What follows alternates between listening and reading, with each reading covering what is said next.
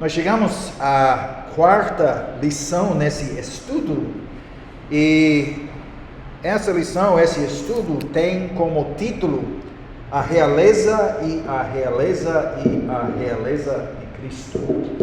Então não é a morte da morte na morte de Cristo, mas é a realeza e a realeza. Desculpa, estou arrumando o microfone aqui. Então, nesse estudo eu vou falar especificamente sobre as formas da realeza de Cristo. Por que estou falando sobre a realeza e a realeza? Porque são três formas, nós podemos dizer, três maneiras em que Jesus é o rei. Então, em primeiro lugar, durante a sua encarnação, Jesus foi reconhecido como rei por algumas pessoas improváveis. Não esperaríamos essas pessoas a reconhecer a ele. Então, algumas citações do Evangelho de Mateus, capítulo 12, versículo 23, primeiro, diz: e toda a multidão admirava e dizia: é este porventura o filho de Davi? Então, a multidão está perguntando, não a liderança, não as elites, mas a multidão, o povo. Próximo versículo, Mateus 15, 22. E eis que uma mulher cananeia que viera daquelas regiões clamava: Senhor, filho de Davi, tem compaixão de mim. Minha filha está horrivelmente endemoniada. Então, essa mulher cananeia, reconhece Jesus como o Senhor, como o filho de Davi, como o rei. Mais uma vez, Mateus 20, 30 e 31, e eis que dois cegos, isso também é importante, são cegos, não veem nada, assentados à beira do caminho, tendo ouvido que Jesus passava, clamaram: Senhor, filho de Davi, tem compaixão de nós. Mas a multidão os repreendia para que se calassem. Eles, porém, gritavam cada vez mais: Senhor, filho de Davi, tem misericórdia de nós. Mais uma vez, filho de Davi. Os cegos reconhecem Cristo, reconhecem o Messias, o filho de Davi. Mais uma vez, as multidões, capítulo 21, versículo 9. E as multidões, tanto as que o precediam como as que o seguiam, clamavam: Hosana ao filho de Davi, bendito o que vem em nome do Senhor, Hosana nas maiores alturas. E finalmente, no mesmo capítulo, nós vemos a resposta que realmente é oposta. Mas vendo os principais sacerdotes e os escribas as maravilhas que Jesus fazia, e os meninos clamando, até os meninos clamando, Hosana ao filho de Davi, indignaram-se e perguntaram-lhe: ouves o que estes estão dizendo? Então, pensando que Jesus diria: sim, é bom que eles não diriam isso, mas não, respondeu-lhe Jesus: sim, nunca lestes da boca de pequeninos e crianças de peito, tiraste perfeito louvor. Então Jesus está citando um salmo aqui. Alguém sabe qual salmo? Salmo 8. Então ele está citando o Salmo 8. Da boca de pequeninos e crianças de peito, tiraste perfeito louvor. Então, ele era o filho de Davi, reconhecido como filho de Davi por essas pessoas não esperadas. E já durante sua encarnação, Jesus era o rei. Então, Mateus 3, 16 e 17, batismo de Jesus por João Batista. Batizado Jesus, saiu logo da água, e eis que se lhe abriram os céus, e viu o Espírito de Deus descendo como pombo, vindo sobre ele. E eis uma voz dos céus que dizia: este é meu filho amado, em quem me comprazo. Então foi a unção de Jesus no seu tríplice ofício, esse batismo. A declaração pública de Deus, do Pai, que ele era o filho amado. Então, essa unção e declaração pública marcaram o início do seu ministério público. Mas, antes de entrar nesse ministério público, ele tinha que enfrentar as tentações de Satanás. Então, Mateus 4, 8 a 10. Nós lemos um pouco sobre isso. Levou ainda o diabo a um monte muito alto, mostrou-lhe todos os reinos do mundo e a glória deles, e lhe disse: tudo isto te darei, se prostrado me adorares. Então Jesus lhe ordenou: retira-te, Satanás, porque está escrito: ao Senhor teu Deus adorarás, e só a Ele darás culto. Agora, lembre-se o que Satanás diz, como ele está tentando Jesus. Ele diz: tudo isto te darei, todas as nações do mundo. Mas Cristo, sabendo, conhecendo um outro salmo, Salmo 2, ele sabia como ele receberia todos os reinos, todas as nações desse mundo. Salmo 2, 7 a 9. Proclamarei o decreto do Senhor. Ele me disse: tu és meu filho, eu hoje te gerei. Pede-me, e eu te darei as nações por herança, e as extremidades da terra por tua possessão. Então Jesus sabia isso. Embora Satanás disse: tudo isto te darei, ele conhecia as palavras de Salmo 2, a promessa do Pai: com vara de ferro as regerás e as despedaçarás como um vaso de oleiro. Então, era a prerrogativa do Pai conceder os reinos da terra ao Filho. Não para o Filho alcançar esse domínio, esse objetivo, na sua própria maneira, ou receber esse domínio de qualquer outra pessoa por quaisquer outros meios. Não, com certeza, não do rei desse mundo, do príncipe desse mundo, Satanás. Então não haveria atalho para o trono. O caminho para a realeza tinha que incluir a cruz e o sofrimento que o levaria à cruz. Então o que Satanás estava oferecendo foi um atalho para o trono. Então, ele, no batismo, havia sido ungido como rei. Num certo sentido, ele já era o rei. Mas a sua recompensa viria como um resultado da conclusão bem-sucedida da sua missão, do seu ministério terreno. Então, nenhum atalho era possível. Ele tinha que resistir à tentação de Satanás, onde Adão falhou e onde Israel falhou, nas três maneiras, nas três tentações. Então, o que aconteceu depois de sustentar essa tentação? Jesus entrou no seu ministério público. Ele começou a proclamar o evangelho do reino.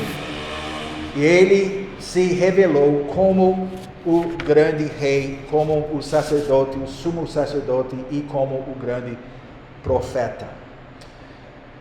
Então, quando nós pensamos em Cristo como o rei, nós estamos pensando em Jesus Cristo, o Filho de Deus. Estamos pensando no Deus homem, né? Mas temos que lembrar que por sua própria natureza, então estamos falando sobre ontologia. Eu acho que eu já mencionei essa palavra no outro estudo, mas eu vou explicar, caso que esqueceu. Ontologia fala sobre nosso ser, quem nós somos, o que nós somos, né? Então, podemos dizer, para usar um exemplo, homens e mulheres, maridos e mulheres, são iguais ontologicamente, né? Diante de Deus, não há homem, não há mulher, não há escravo, livre, todas essas coisas. Ontologicamente, nós somos a mesma coisa, né? Iguais. Agora, há uma distinção entre ontologia e economia. Ontologia é nosso ser, economia é nossa posição, nossa tarefa, nosso cargo, que nosso ofício que temos. Então, nossa ontologia, todos nós somos iguais. Mas no casamento, nós sabemos que o marido é o cabeça da esposa. Né? Então, economicamente, há uma desigualdade. Ontologicamente, há igualdade. Dá para entender isso? Tá certo? Então, quando nós falamos sobre a ontologia da Trindade, estamos falando sobre o relacionamento eterno na Trindade, entre o Pai, Filho e Espírito Santo. Tá bom? Então, ontologicamente, por sua própria natureza, Cristo, o Filho, ele é a segunda pessoa da Trindade. Ele é o Senhor. Ele é o Rei. Ele é o Todo-Poderoso.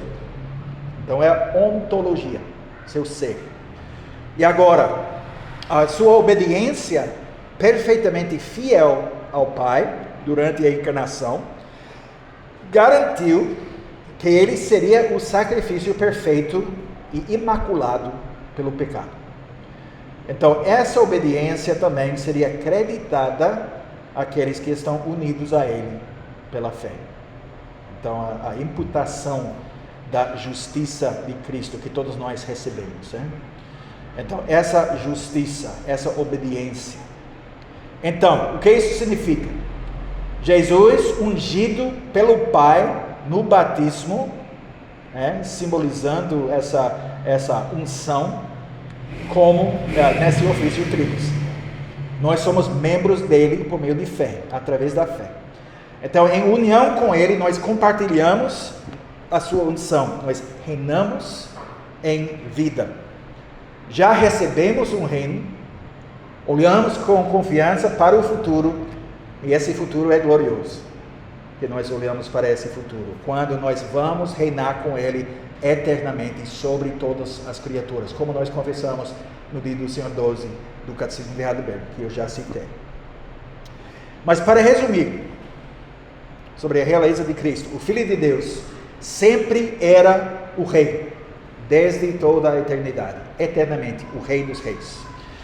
Durante a sua encarnação, ele viveu como o segundo Adão perfeito. Ele exerceu o ofício do rei como o ser humano perfeito, como o representante ou cabeça da aliança do seu povo. Então, vivendo na encarnação como rei, cumprindo o que onde Adão falhou. E depois, ponto 3, depois que ele cumpriu seu ministério terreno, ele foi exaltado como o Deus homem. E agora, ele reina sobre todas as coisas. Então, por causa da do seu cumprimento perfeito do ofício tríplice na sua encarnação, no seu ministério terreno, na sua vida, nós somos restaurados em nosso ofício tríplice. Então, por causa do seu domínio mediador, que é o domínio que ele tem agora, nós podemos exercer esse ofício tríplice com total e absoluta certeza. Jesus reina, ele governa sobre todas as coisas. Por isso, podemos ter confiança em nossa vida cristã. E é muito importante destacar esse ponto. Como nós podemos ter confiança? É por causa do domínio mediador de Cristo. Então, nós vamos falar com mais detalhes sobre esse domínio mediador. Então, falando sobre a realeza de Cristo, realeza desde a eternidade, realeza na sua encarnação como o filho de Davi, então cumprindo esse ofício perfeitamente, onde Adão falhou, e a realeza que é a sua realeza agora como o Deus homem, então o domínio mediador de Jesus. Essas são as três partes, ou três aspectos, ou perspectivas, podemos dizer, sobre a realeza de Cristo. Por isso eu digo realeza, realeza e realeza.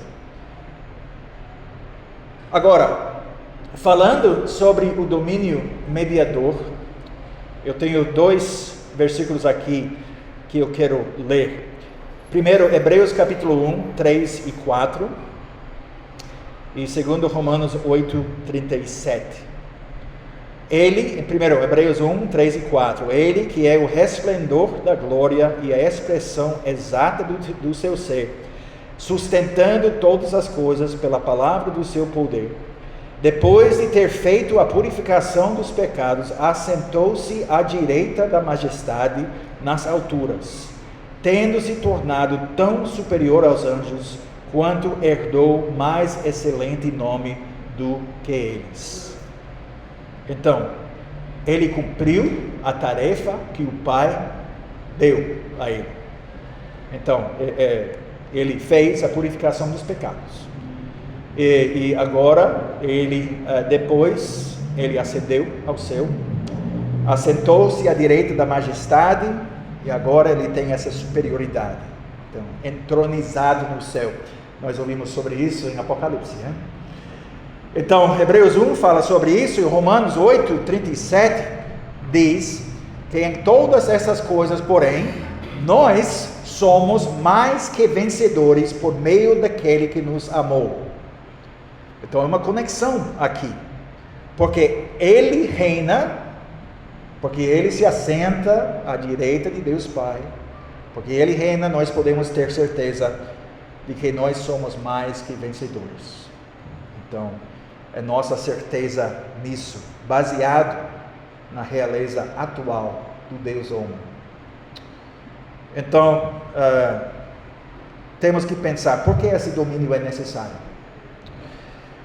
Então, é necessário, em primeiro lugar, para o cumprimento dos propósitos graciosos de Deus com relação aos eleitos. Quais são os propósitos de Deus em relação aos eleitos? Guardar os eleitos na fé e levar os eleitos à glória.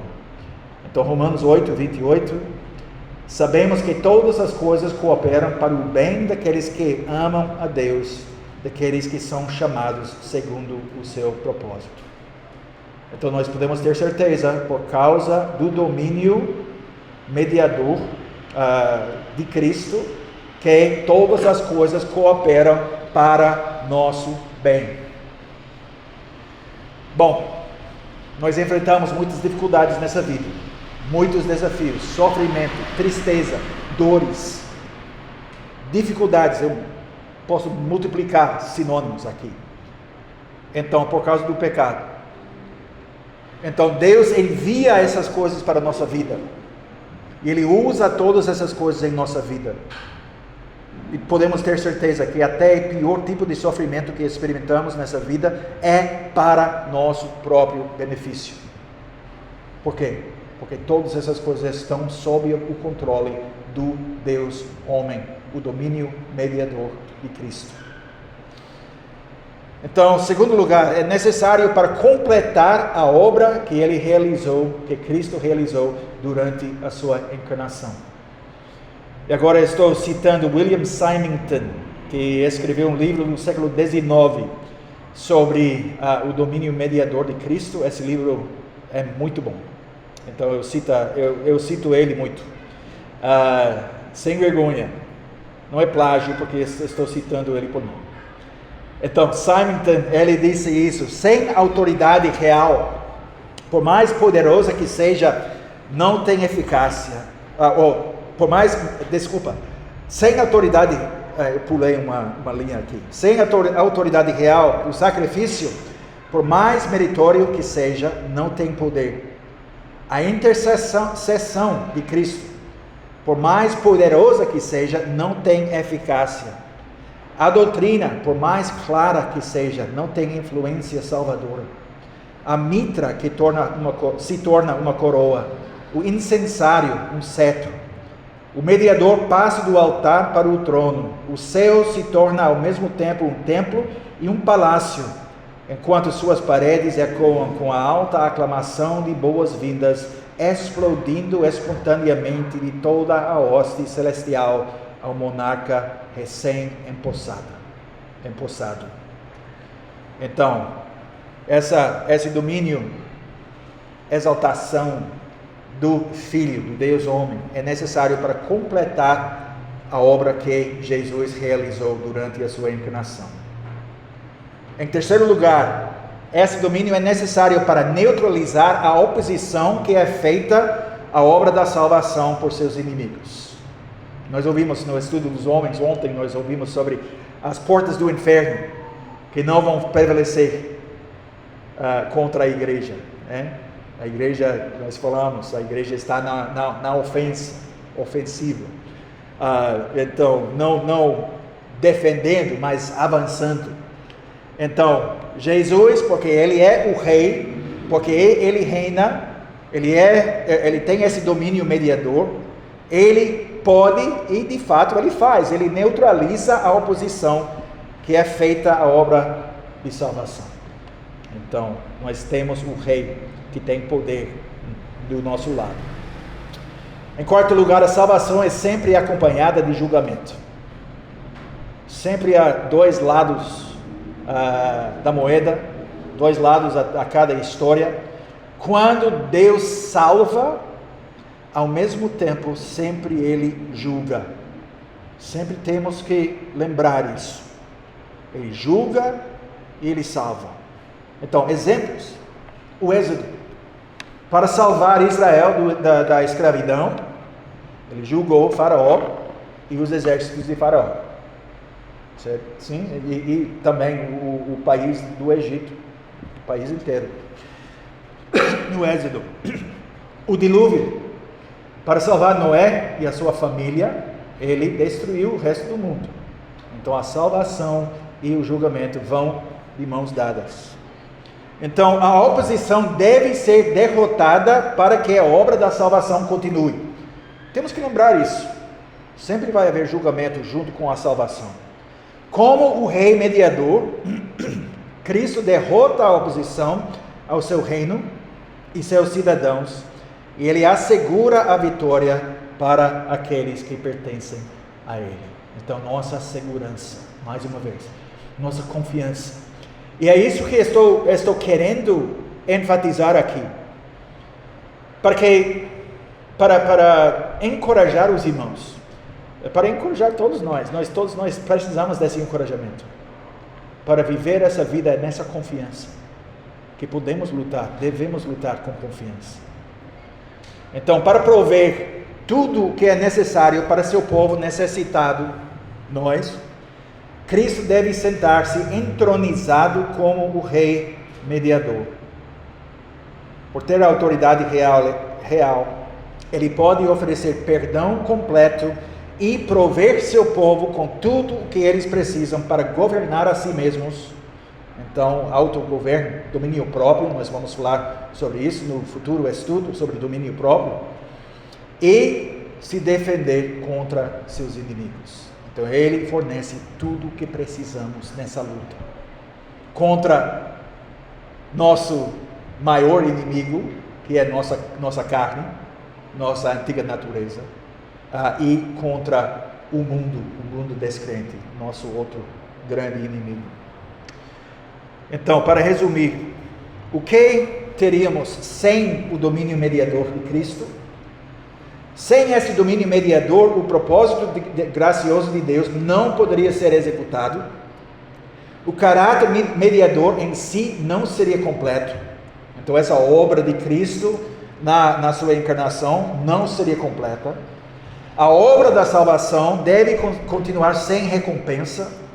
Os inimigos da verdade e da santidade finalmente vão triunfar, vão ganhar a vitória. Então, estou falando de novo, vou repetir, estou falando sobre o que aconteceria sem o domínio mediador. E, finalmente, as necessidades dos filhos de Deus permaneceriam para sempre sem suprimento. Então, nós precisamos dessa presença, desse reinado, dessa realeza de Cristo atualmente, para cumprir todas as coisas que Ele iniciou, que Ele também terminou durante a sua encarnação. Agora Ele nos leva à vitória última. Então, para concluir essa parte, a realeza do Senhor Jesus Cristo, primeiro, é a realeza eterna da segunda pessoa da Trindade, o Filho de Deus. João 1, 1 a 3, passagem bem conhecida. No princípio era o Verbo, e o Verbo estava com Deus, e o Verbo era Deus. Ele estava no princípio com Deus, todas as coisas foram feitas por intermédio dele, e sem ele nada do que foi feito se fez.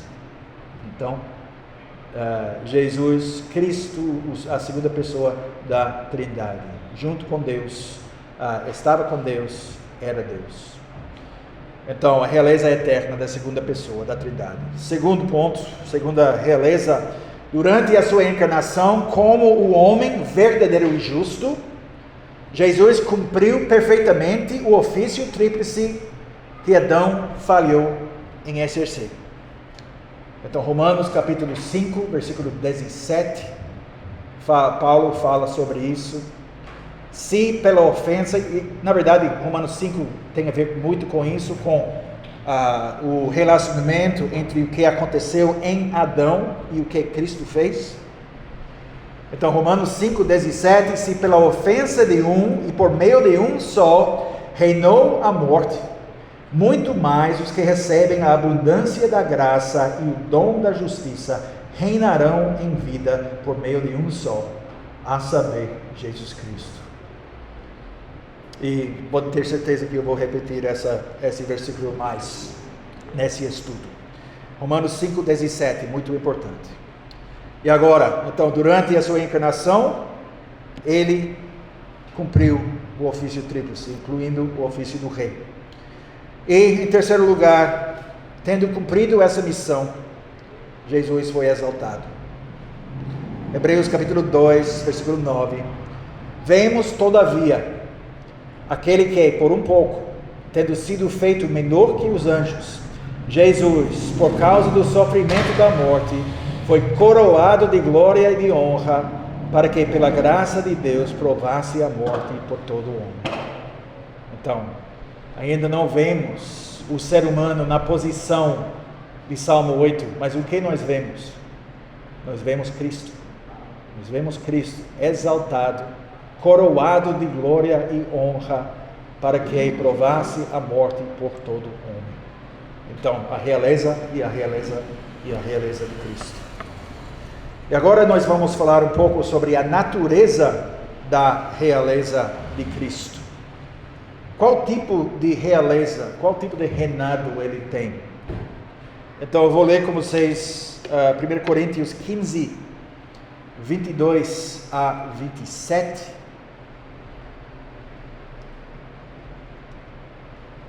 Então uma passagem um pouco mais longa. 1 Coríntios 15, 22 a 27, falando sobre a natureza da realeza de Cristo. Então, 1 Coríntios 15, começando no versículo 22, diz: porque assim como em Adão todos morrem, assim também todos serão vivificados em Cristo. Cada um, porém, por sua própria ordem. Cristo, as primícias, depois os que são de Cristo na sua vinda. E então virá o fim, quando ele entregar o reino ao Deus e Pai, quando houver destruído todo o principado, bem como toda potestade e poder. Porque convém que ele reine, até que haja posto todos os inimigos debaixo dos pés. O último inimigo a ser destruído é a morte, porque todas as coisas sujeitou debaixo dos pés. E quando diz que todas as coisas lhe estão sujeitas, certamente exclui aquele que tudo lhe subordinou. Então, quer convencer alguém sobre a verdade bíblica do pós-milenismo? Então, não tem que levar a pessoa para Apocalipse, não tem que levar a pessoa a Daniel, pode levar a pessoa e introduzir a pessoa a esses versículos de 1 Coríntios capítulo 15. Porque a cronologia aqui é muito importante, muito importante. Tem que seguir os passos aqui. O que acontece? Então, Cristo as primícias, depois os que são de Cristo na sua vinda. Então virá o fim. O que Cristo vai fazer? Ele vai entregar o reino ao Deus e Pai, quando houver destruído todo o principado, bem como toda potestade e poder. Porque convém que ele reine até quando? Até que haja posto todos os inimigos debaixo dos pés. Então, o último inimigo, a morte. Ele vai reinar até a destruição da própria morte. Então, o que isso significa? Significa que ele vai reinar, não vai haver essa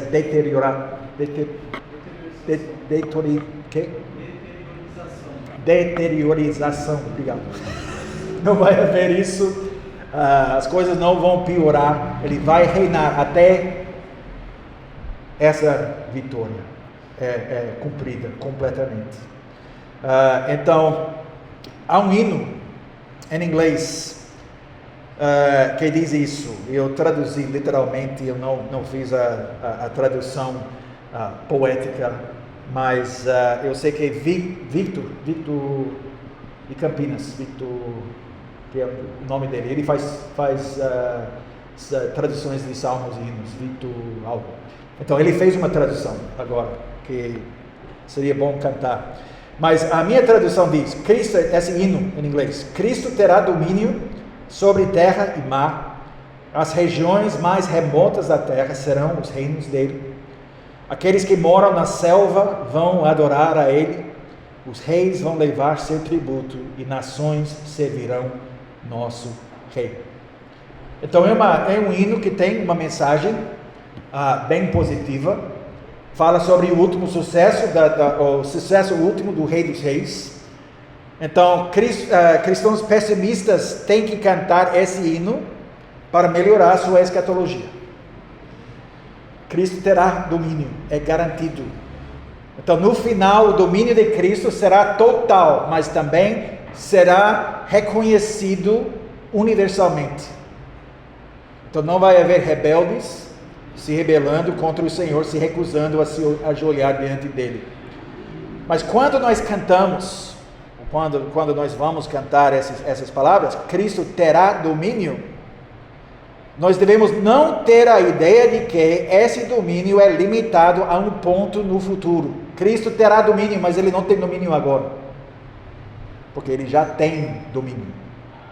Nem todo mundo, esse ponto é importante, nem todo mundo reconhece o domínio de Cristo, mas é verdadeiro esse domínio que Cristo tem.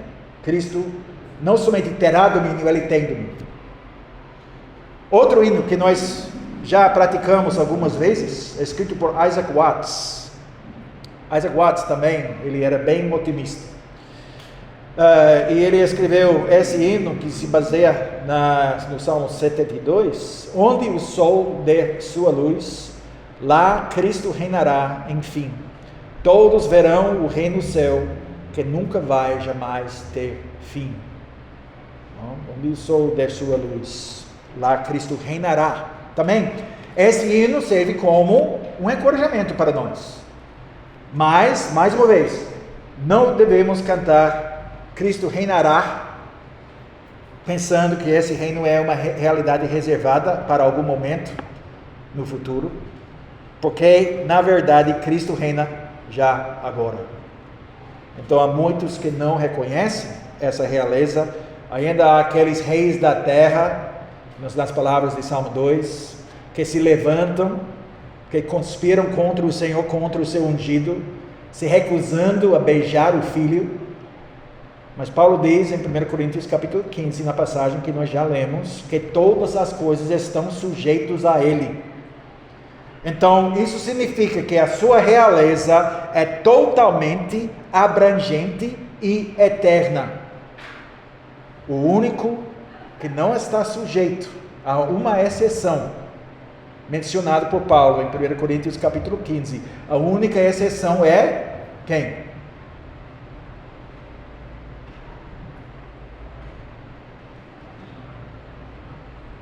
Então, quem não está sujeito a Cristo? É Deus Pai. Exato. Então, o único que não está sujeito a Cristo é Deus Pai.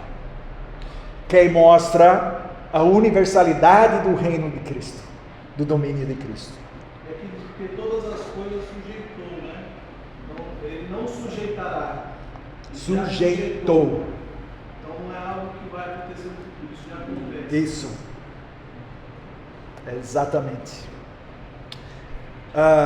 Então, a extensão do seu reino, muitas vezes pessoas falam ou fazem uma equivalência entre o reino e a igreja. Dizem que é a igreja que é o reino. Ou dizem que Cristo reina nos corações. Mas a extensão do seu reino não se limita à igreja ou aos crentes. Ele não reina apenas nos corações do seu povo. Seu reinado inclui absolutamente tudo. Será um reinado bem-sucedido, vitorioso e glorioso, não apenas no mundo vindouro, mas também neste mundo. Então, o domínio de Satanás, temos que pensar nisso também, porque Satanás, ele ofereceu na tentação, como nós ouvimos, as nações da terra. O entendimento comum sobre o domínio de Satanás é que Satanás tem domínio e ele terá domínio até a segunda vinda de Cristo. Então, Satanás tem domínio sobre esse mundo. Essa conclusão, embora seja comum, é absolutamente errada. Graças a Deus, errada. Sim. Posso fazer uma pergunta? Sim. Porque eu citei o verso 27, né? Porque todas as coisas sujeitou debaixo dos pés. Quando diz que todas as coisas estão sujeitas, certamente excluirei o. Mas o 28 diz assim: quando, porém, todas as coisas estiverem sujeitas, então o próprio Filho também se sujeitará àquele que todas as coisas lhe sujeitou, para que Deus seja tudo em todos. Então, o que pode-se entender aqui é que ele sujeitou todas as coisas, é uma garantia que é uma garantia que vai acontecer, seria isso? Porque aqui fala assim, quando porém todas as coisas estiverem sujeitas. Então, aqui vamos dizer assim que é a realidade do plano, da promessa, que diz que sujeitou. Sim. Mas aí aqui no 28 diz, quando porém todas as coisas estiverem sujeitas, né? Sim. Então, assim, é a certeza e a garantia de que isso está acontecendo, que isso vai acontecer plenamente. Sim, porque ainda está, o que está faltando agora é a sujeição da própria morte, né? E o final de todas as coisas. Então, temos que ver que vai haver esse passo, a sujeição de tudo, absolutamente tudo, porque agora ele está movendo nessa direção para a sujeição, até a derrota da morte, o último inimigo. Sim. É o versículo 28 que você estava citando? Primeiramente eu citei o 27, né? Depois eu li o 28. Então, 27 diz: todas as coisas sujeitou debaixo dos pés, como se fosse um ato já realizado. Sim, né? isso. Daí o 28 diz: quando, porém, todas as coisas que estiverem sujeitas, dá a entender que não são todas as coisas. Sim, entendi. Ainda, né? Não sei se o senhor entendeu minha linha de raciocínio. Eu estou seguindo, sim. Eu não sei exatamente como responder, mas... É o famoso agora e ainda. Eu acho que sim. Eu tenho que pesquisar um pouco sobre isso, só para ter certeza aqui, mas eu acho que tem a ver com esse último inimigo sendo sujeito. Pelo lado do já ainda não. Eu acredito que é uma garantia, né? A cruz garantiu isso e isso está acontecendo. Né? Progressivo também, né? Sim. O avanço progressivo. Sim, isso. Mas é progressivo. As coisas não acontecem, sim, tudo ao mesmo como tempo. uma garantia. Sim. Ele sujeitou, não tem como voltar atrás. Como, sim, podemos dizer que sim. E agora no 28, né, diz: quando porém todas as coisas estiverem sujeitas, né, então... Podemos dizer que, eu não quero errar, mas eu acho que podemos dizer que é uma sujeição em princípio, e é como está agora. Então ele é o rei dos reis, embora todos os reis não reconhecem ele, o reinado dele, a realeza dele, não se ajoelham diante dele.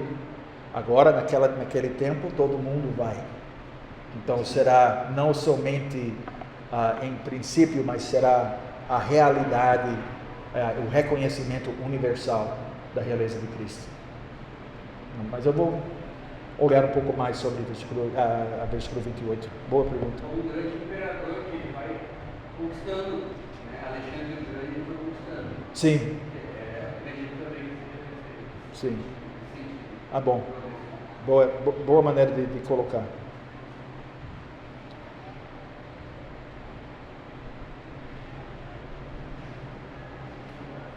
Agora, ok. Voltando para o domínio de Satanás. Eu falei sobre essa conclusão, que Satanás tem domínio sobre essa terra, vai ter esse domínio até a volta de Cristo. No final, como nós já ouvimos, Cristo vai entregar o reino a Deus Pai, 1 Coríntios 15. Mas isso só acontecerá depois que ele tiver destruído todos os principados, todas as autoridades, todos os poderes. Ele deve reinar até que tenha colocado todos os inimigos sob seus pés. Então, na prática, não somente no princípio. Então, o inimigo final que será destruído é a morte. Então, como eu mencionei, a importância aqui da cronologia. Todos os outros inimigos já terão sido destruídos quando o último inimigo, a morte, for derrotado no fim dos tempos. A subjugação de todos os seus inimigos deve acontecer primeiro. Então, temos que lembrar que é Cristo que tem o domínio sobre esse mundo. Então, o que isso significa para nós e nossas expectativas? Primeiro, não devemos esperar fazer nosso trabalho e cumprir nosso chamado sem experimentar o sucesso. Ok? Há muitos que fazem trabalho e dizem, não, nós temos que fazer isso, temos que fazer obras missionárias, temos que pregar o Evangelho, embora não esperamos sucesso. Temos que esperar o sucesso, temos que entender que nós vamos experimentar sucesso, que a grande comissão será cumprida. Não devemos, ponto 2, não devemos sair pregando o Evangelho, tentando cumprir a grande comissão, como eu já disse, com a expectativa de apenas experimentar pequenos sucessos, ou resgatar uma pessoa ocasional das chamas do inferno, enquanto a vasta maioria permanece fora do reino. Não devemos esperar que a situação piore continuamente até o fim, e tentar continuar a batalhar, mesmo sabendo que a causa é, em última análise, sem esperança, como muitos cristãos trabalham. Então essa é uma maneira horrível, desmoralizante, autodestrutiva de pensar. Pensar que estamos entrando na batalha só para perder. Eu vou entrar no campo da batalha sabendo que o inimigo vai me derrotar. Isso não dá a esperança que devemos ter. Então, pensar dessa maneira, de fato, nos fornece uma desculpa perfeita para o fracasso, para a falha, para nem mesmo tentar fazer nada. Por que fazer isso? As coisas só vão piorar de qualquer maneira. Vamos descansar, vamos manter nosso posto avançado do reino de Deus aqui, vamos fechar as portas e nos esconder dentro do prédio da igreja. Mas temos que ter essa atitude, mas ao mesmo tempo isso não significa que devemos ser irrefletidamente otimistas, porque ser otimista é psicologicamente mais eficaz. Então, nós sabemos, vocês que são fãs de futebol, vocês sabem, o técnico, o treinador, ele usa palavras para motivar os jogadores. Vocês podem ganhar, vocês têm as habilidades para fazer isso.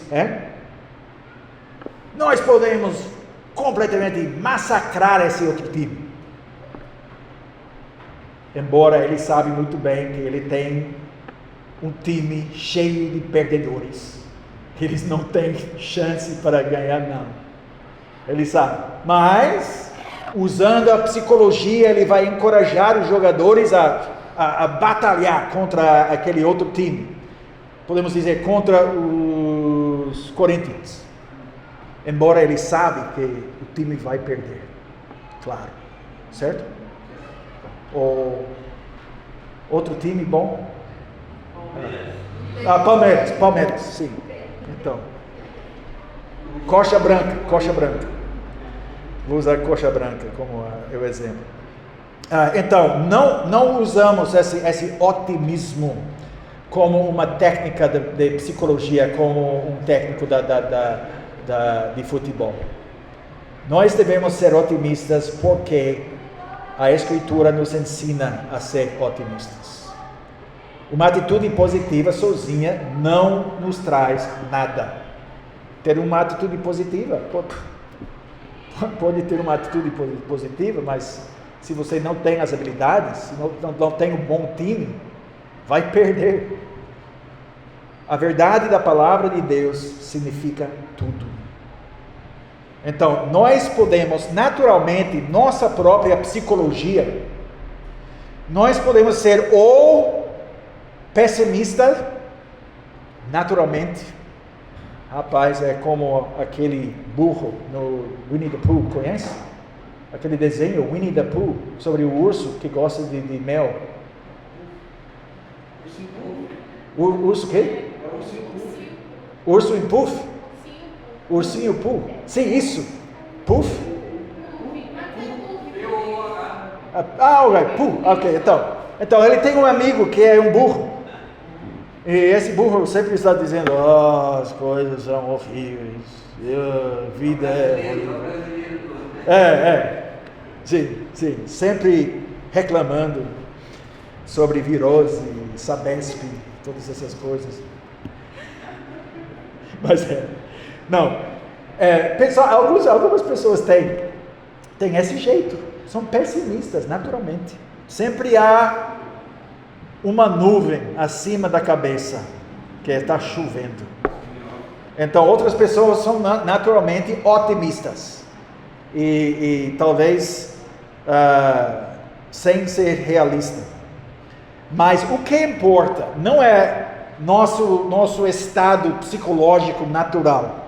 O que importa no final é que nosso pensamento deve ser moldado pela palavra de Deus. Não nosso pessimismo, não nosso otimismo, mas a palavra de Deus.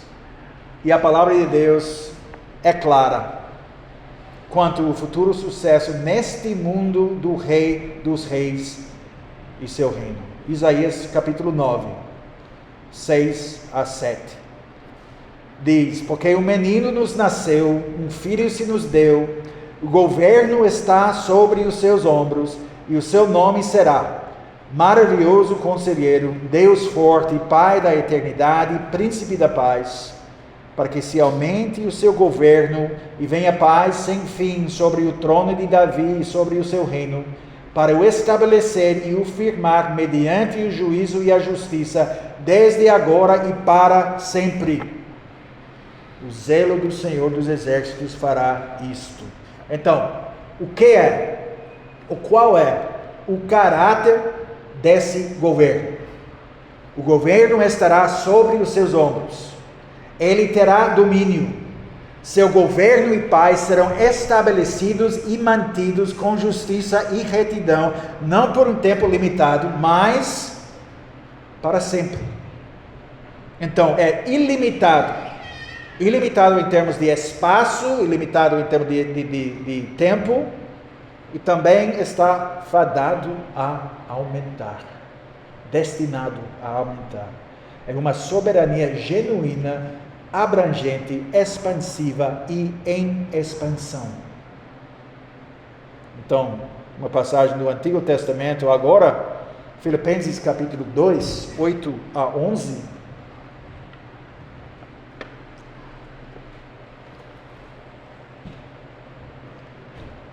Filipenses 2, 8 a 11, falando sobre Cristo, a humilhação e exaltação de Cristo. A si mesmo, Filipenses 2, 8 a 11, a si mesmo se humilhou, tornando-se obediente até a morte e morte de cruz. Pelo que também Deus o exaltou sobremaneira e lhe deu o nome que está acima de todo nome, para que ao nome de Jesus se dobre todo joelho nos céus, na terra e debaixo da terra, e toda a língua confesse que Jesus Cristo é Senhor, para a glória de Deus Pai. O que nós vemos aqui é o cumprimento do sonho do rei Nabucodonosor, em Daniel capítulo 2, versículos 34 e 35. Quando, então, Daniel está interpretando o sonho, Daniel 2, 34, 35.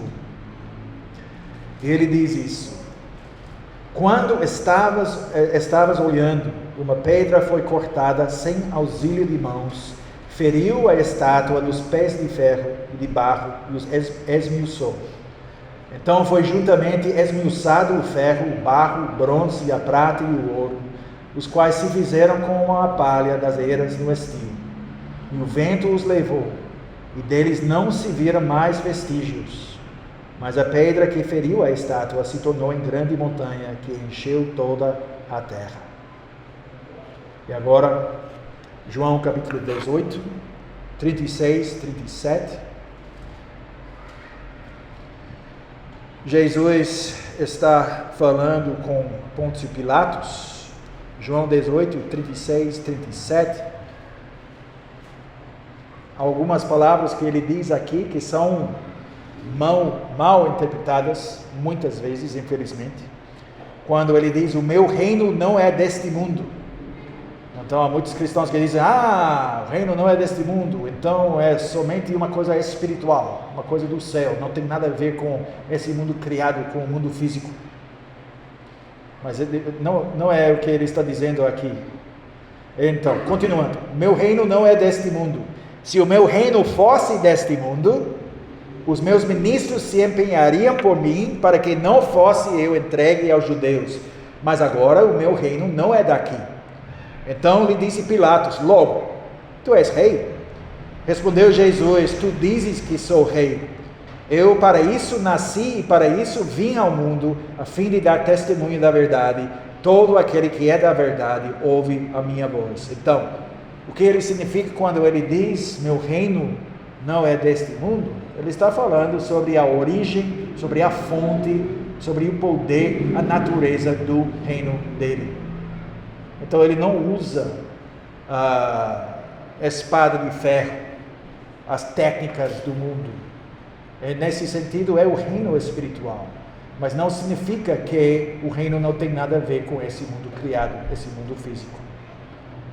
Então temos que pensar um pouco sobre isso, porque em João capítulo 6, 14 a 15, nós lemos isso: vendo pois os homens o sinal que Jesus fizera, disseram: este é verdadeiramente o profeta que devia vir ao mundo. Sabendo pois Jesus que estavam para vir com o intuito de arrebatá-lo para o proclamarem rei, retirou-se novamente sozinho para o monte. Então, Jesus era o rei que o povo precisava, o tipo de rei que precisava, com o tipo de reino que o povo precisava, mas ele não era o tipo de rei que eles queriam. Esse foi o problema. Eles queriam outro tipo de rei.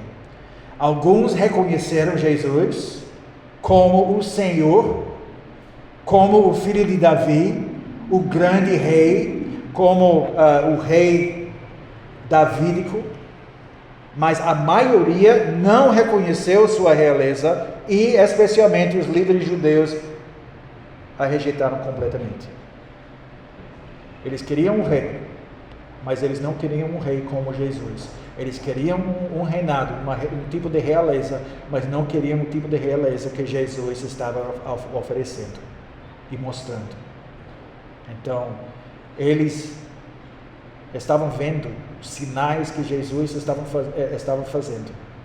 Então, dizendo que esse é verdadeiramente o profeta. E eles tinham a ideia de arrebatá-lo para o proclamar rei. Então, para libertar a nação dos romanos. Mas não foi o propósito dele, propósito tão limitado. Porque eles tinham essa ideia tão limitada sobre Cristo. Pastor Dinho, Sim. sobre o verso 36 de João 18, quando ele diz que o reino não é deste mundo, o Senhor explicou bem, é uma referência à natureza do reino dele. Né? No versículo 37, ele não nega isso, né? Porque o próprio Pilatos faz a pergunta se ele é rei. E ele diz: tu dizes que sou rei. Ele afirma: eu para isso nasci. Tá dizendo, eu sou rei mesmo. E para isso vim ao mundo. Né? Isso. Ou seja, para reinar. Né? E aqui reinar onde? No mundo. Né? A fim de dar testemunho da verdade. Todo aquele que é da verdade ouve a minha voz. Então ele afirma a realeza dele. Está negando. Absolutamente. No verso 36 tem uma partícula, eu não sei se faz sentido, se é alguém que está errado, mas diz assim, ó, os ministros se enviariam por mim para que não fosse eu entregue aos judeus, mas agora, nesse momento, o meu reino não é daqui, ele está falando naquele momento, mas que no futuro poderia ser. Não, eu não sei exatamente o que diz no original. Vamos ver. Opa.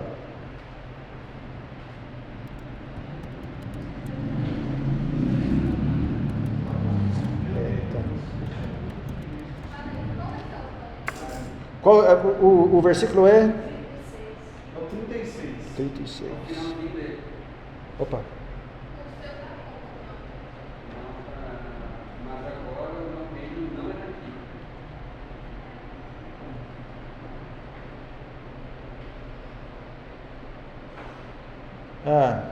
Interessante. Eu vejo a palavra grega significa agora, que significa agora, está aqui. Mas na outra tradução que eu tenho, não tem a palavra agora. Então eu tenho que pesquisar um pouco, eu não sei exatamente. Sim.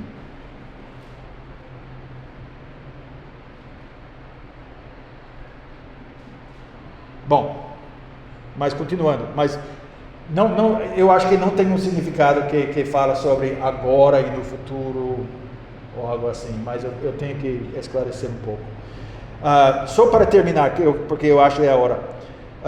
Não chegamos ao fim, mas tá bom, podemos continuar na semana que vem, se Deus quiser. Então, eu vou terminar com essa parte sobre o reino espiritual. Okay? Então, isso não significa que seja um reino de outro mundo, não físico. Então, o que significa? Significa a origem é distinta. Sua origem distingue esse reino dos reinos do mundo. De fato, eu só vou resumir esses pontos e na semana que vem eu vou entrar em mais detalhes sobre todos. Então, é espiritual em sua administração. Ontem à noite, no estudo dos homens, nós falamos sobre as chaves do reino. Então, que a igreja recebeu as chaves, os oficiais, como os líderes da igreja têm as chaves, que é uma ferramenta espiritual. Então, eles não têm a espada. Então, é espiritual em sua administração. Os princípios do reino princípios do reino são princípios espirituais. Então, nessas maneiras nós dizemos que o reino é espiritual. Então nós vamos continuar, se Deus quiser, na semana que vem. Eu sabia que seria muito difícil passar por toda essa matéria aqui.